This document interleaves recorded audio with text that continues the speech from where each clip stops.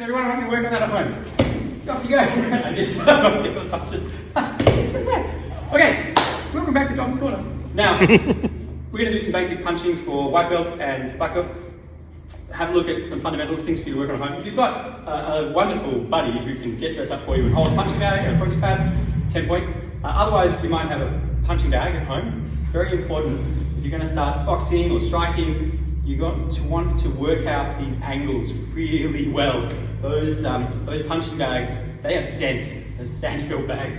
And you don't want to come in having never struck properly and break wrists and rip tendons. So let's just start, as excited as you might be, let's just start soft and work our way up. So I'm going to start here, lead hand. I'll swap feet for a sec so you can see. Lead foot, lead hand, this is my jab. Yeah, your jab is your front hand. Your cross is your back hand. And it's kind of self-explanatory, so I probably don't need to go into why it's called a cross. But I will. So, it's coming across the body. What you'll notice is, your front hand, if this is my target, let's say that I reach out fully, never do this punching, just with an example. If I don't turn my back toes, or hip, or shoulders, then I can't reach the same target. That's not possible, because my shoulders are this distance apart. That will be the distance between my hands. I need to turn so my shoulders are flat, the same horizontal plane, so that both of my fists will land at the same target. That means that my hip will have rotated horizontal, and in order to do that and keep my knee safe, then I need to pivot on the ball of the foot so that both my knees are tracking in the same direction. They're in straight lines, my hips are flat, my shoulders flat, and that's how I do my cross. So I'm twisting up and turning to throw that second strike. These two strikes, this jab cross activity, and keep this pad about your own nose height, so it's a good rough gauge. Lead hand, close the box, lock the box. I was taught that about 20 years ago. Very good teacher. What you want to imagine is that you're holding a mug of water. Put water in the mug, imaginary. Otherwise, go to the op shop and get mugs you can break, but it's only an imaginary activity. Imagine there's water in the mug. And your job is to keep your elbow tracking past your ribs so that you can smash the mug with the water still intact into the focus pad and keep the water in the mug.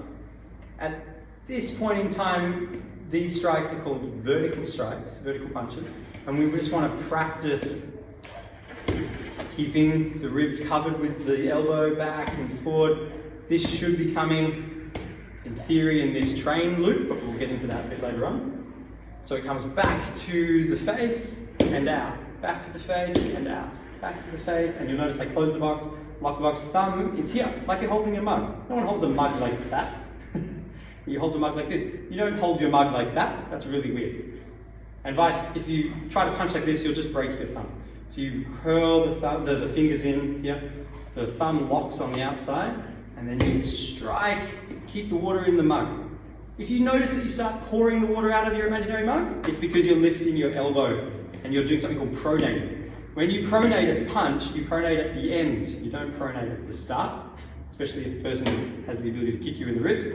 So for now, we're doing vertical punches. Jab, jab, jab, jab, jab, jab. After you've done that 10 times, swap feet. On this side, 10 times. And you feel pretty confident you can keep the water in the mug. Then we're going to add in the cross. So lead hand, jab, and back. Then back foot. Pivot on the ball of the foot. Get your mug of hot water, something hot water, and cross. Insert the mug into the mug-shaped hole in the attacker's face.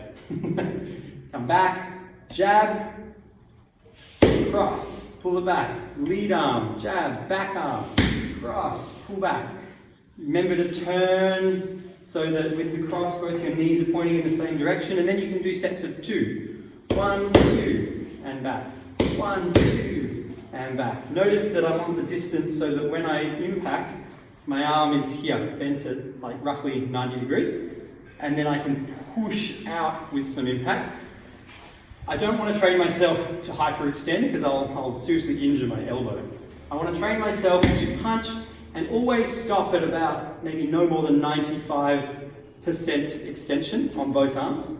So I have to impact it closer. Jab and back, cross and back. 1, 2. 1, 2. Jab, cross. Jab, cross. Jab, cross. Easy.